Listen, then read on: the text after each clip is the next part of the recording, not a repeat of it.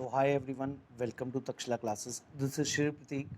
I'm going to discuss the World Geography Part 2 series जिसमें हम already cover कर चुके हैं एशिया का continent and today we are going to discuss is the Europe's continent which is again very important and crucial for your examination for UPSC exams and in any other exam you will start learning about the world map.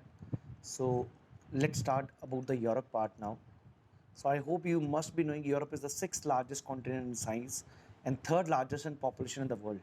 It has diverse landforms. So this is where this orange red color is basically the Europe which is depicting here, right? So Europe is found in the northern hemisphere. I hope you people are easily able to see. This is all above equator. Rather, it is most of the climate in these places will be temperate. Temperate areas में ये सारा climate आपको मिलेगा। और अगर oceans की भी बात करें तो दो चारों तरफ से इसको समुद्रों ने घेरा हुआ।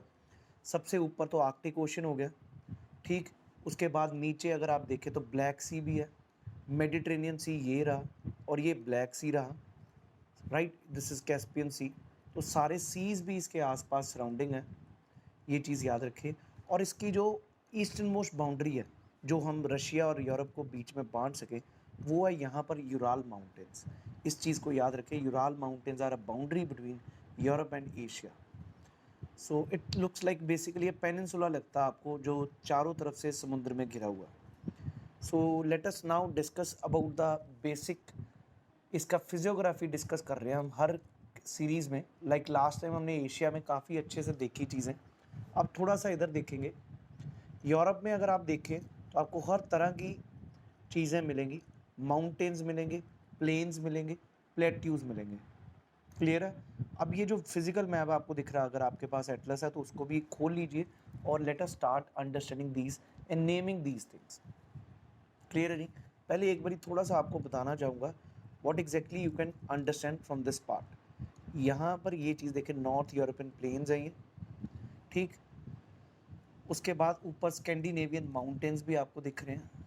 यहाँ पर एक बहुत फेमस माउंटेन है जिनको हम कह देते हैं एल्पाइंस, और वो चीज़ें कारपेथियंस ये रहे,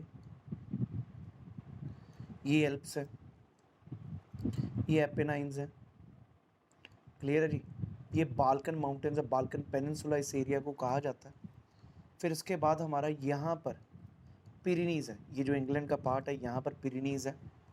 इधर ब्लैक फॉरेस्ट जर्मनी में बहुत फेमस है, राइट।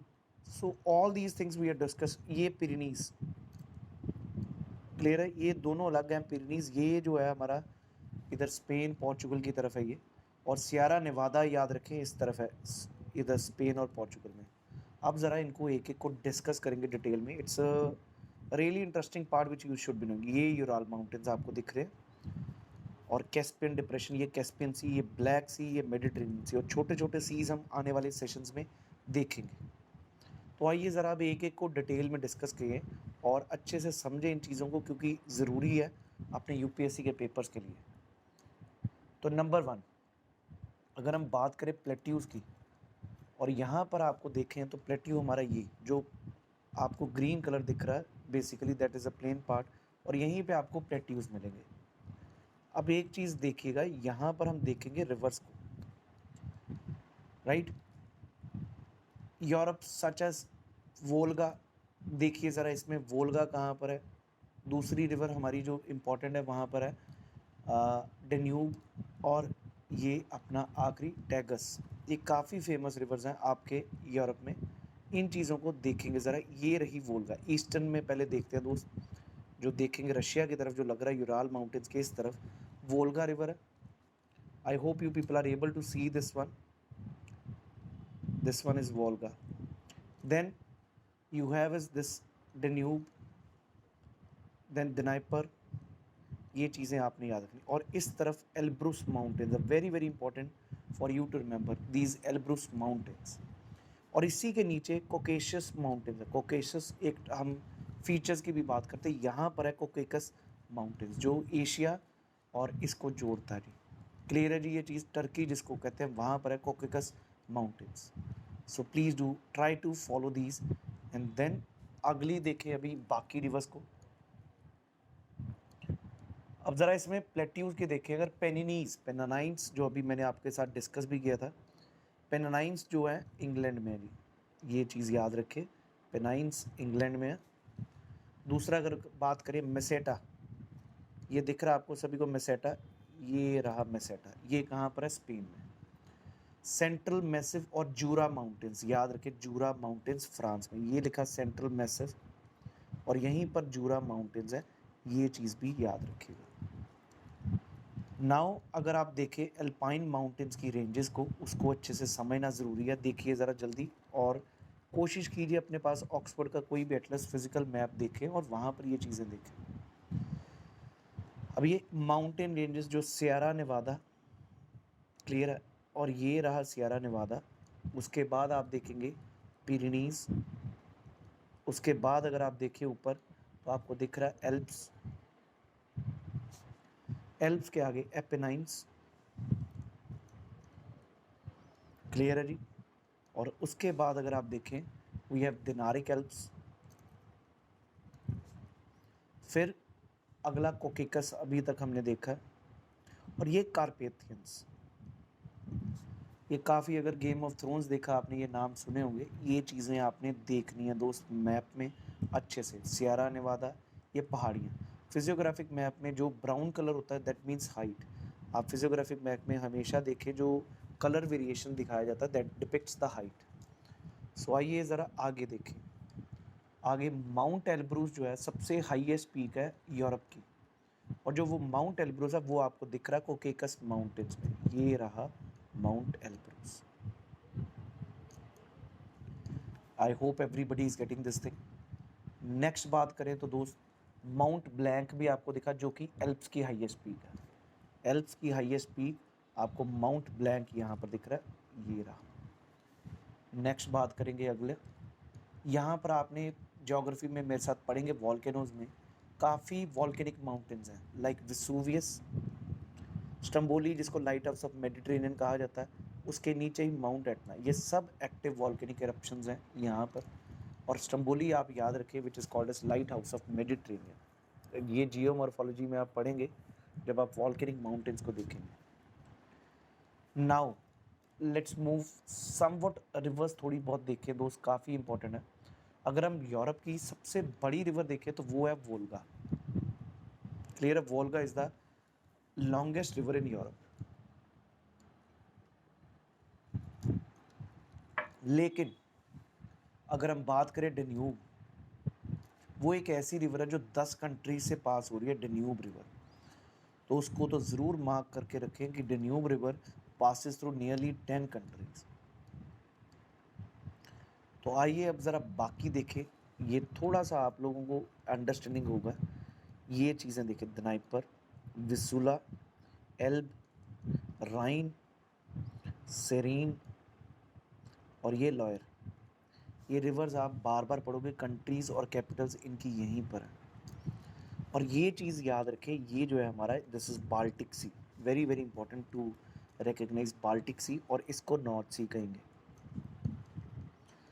ये जो यहाँ पर है, ये जो स्कैंडिनेवियन माउंटेन्स, इसको स्कैंडिनेविया कहा जाता है, नॉर्वे स्वीडन को स्कैंडिनेविया, क्लियर है। और यहीं पे माउंटेन्स का नाम है जॉलन माउंटेन्स, ये भी याद रखें, KJOLEN। अगर आपको याद हो, लैंड ऑफ फ्योर्ड्स कहा जाता है इसको, नॉर्वे को, क्योंकि ये अगर आप देखें इसका कोस्टल मार्क, बाकी सारा प्लेन है कोस्ट अगर आप देखें, लेकिन यहाँ पर you will find this thing. So this is basically indication of these fjords. I hope you people are getting these things.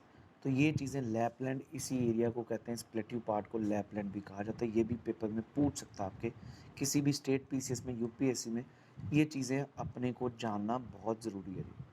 और ये जो ब्लैक सी और मेडिटेरेनियन सी को जो कनेक्ट करता है दैट इज़ बॉस्फोरस स्ट्रेट, ये भी काफ़ी इंपॉर्टेंट बॉस्फोरस स्ट्रेट। और ये जो स्टेट ऑफ जिब्राल्टर है, from which when one enters the Mediterranean Sea is basically Strait of Gibraltar. I hope you people are getting these things. So next one we need to understand is State of Dover. State of Dover है दोस्त, ये जो England है और उसके नीचे हमारा France है, इनके बीच में State of Dover. Remember this thing. So I hope you people are getting a bit clarity about the world geography. हमने यूरोप के बारे देखा, रिवर्स के बारे, पहाड़ों के बारे, माउंटेन्स के बारे. That will be more than sufficient for you.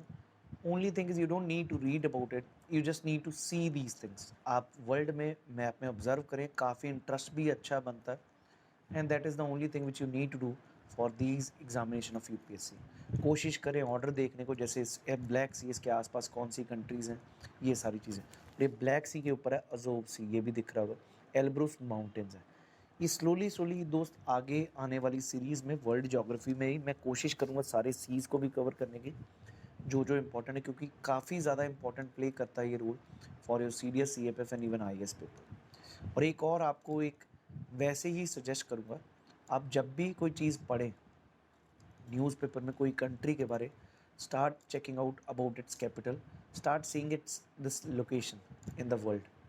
जब आपको एक जियो लोकेशन समझ आता है, जियो स्ट्रेटेजिक लोकेशन समझ आता है किसी कंट्री का, you start understanding, because definitely this geography plays a bigger role for understanding history of that place, then the economy of that place, and that is how you can easily understand, right?